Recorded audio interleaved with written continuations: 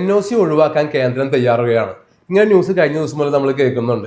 അങ്ങനെ സംഭവിച്ചു കഴിഞ്ഞാൽ എന്തൊക്കെ മാറ്റം വരുമോ നമുക്ക് നോക്കാം. പ്രസന്റ് കണ്ടീഷനിൽ വരും നമ്മൾ അതർ സ്റ്റേറ്റിൽ നിന്ന് ഒരു വാഹനം എടുക്കുമ്പോൾ അവിടുന്ന് നമ്മൾ NOC എടുത്ത് നമ്മൾ ഇവിടെ വന്ന് ടാക്സ് അടച്ച് ഇവിടെ റീരജിസ്റ്റർ ചെയ്യണം. ഇത് വലിയൊരു പ്രക്രിയയാണ്. ഈ പ്രക്രിയ നമുക്ക് ഷോർട്ടായി നമ്മൾ ചെയ്തു കിട്ടും പുതിയൊരു നിയമം വന്നു കഴിഞ്ഞാൽ. രണ്ടാമത് വരും നമ്മൾ പൈസ ലാഭമാണ്. നമുക്ക് ഓൾറെഡി നമുക്ക് ടാക്സ് അടയ്ക്കണം, രജിസ്ട്രേഷൻ്റെ ഫീസ് കൊടുക്കണം, നമ്മളുടെ ഏജന്റ് ഫീസ് കൊടുക്കണം. ഇതെല്ലാം നമുക്ക് പ്രക്രിയ ചുരുങ്ങുന്നതനുസരിച്ച് നമ്മുടെ ചിലവും ചുരുങ്ങി കിട്ടും. അതുപോലെ നമ്മുടെ സമയലാഭമുണ്ട്. അതർ സ്റ്റേറ്റിലെ RTO ആണെന്നുണ്ടെങ്കിലും നമ്മളെ RTO ആണെങ്കിലും ഒരു 3-4 പ്രാവശ്യം നമ്മൾ കയറി ഇറങ്ങണം. ആ സമയം നമുക്ക് ലാഭമായിട്ട് കിട്ടും.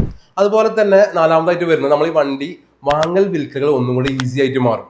അല്ല അഞ്ചാമത് വരുന്നത് ഇപ്പൊ മെയിൻ ഒരു വിഷയം വരുന്നതാണ് നമ്മളെ IT മേഖല വർക്ക് ചെയ്യുന്നവർക്ക്, ബാങ്കിങ് മേഖലയുള്ളവർക്ക്, സർക്കാർ മേഖലയുള്ളവർക്ക് സ്റ്റേറ്റ് മാറുമ്പോൾ അവർക്ക് രജിസ്ട്രേഷൻ മാറ്റാനുള്ള ബുദ്ധിമുട്ട്.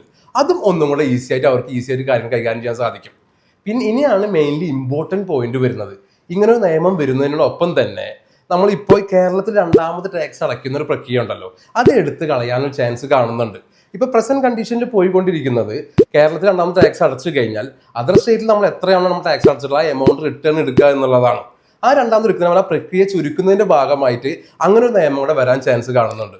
ഈ പറഞ്ഞ നിയമം കൂടെ നിലവിൽ വരികയാണെങ്കിൽ നമ്മൾ ഒറിജിനൽ കേരള വണ്ടികളുടെ മാർക്കറ്റും താഴോട്ട് പോകാൻ ചാൻസ് ഉണ്ട്. പക്ഷേ ഇത് ഇപ്പോൾ ministry of road and transport ഹൈവേസിന്റെ ജസ്റ്റ് പ്രപ്പോസൽ മാത്രമാണ്, നിലവിൽ വന്നിട്ടില്ല. അവരിതുകൊണ്ട് ഉദ്ദേശിക്കുന്നത് പരിവാഹം വഴി എല്ലാം ഏകീകരിച്ചുകൊണ്ട് ഒരു സ്റ്റേറ്റിൽ നിന്ന് മറ്റൊരു സ്റ്റേറ്റിലേക്ക് വാഹനം കൊടുക്കുന്ന പ്രക്രിയ ഈസി ആക്കുക എന്നുള്ളതാണ്.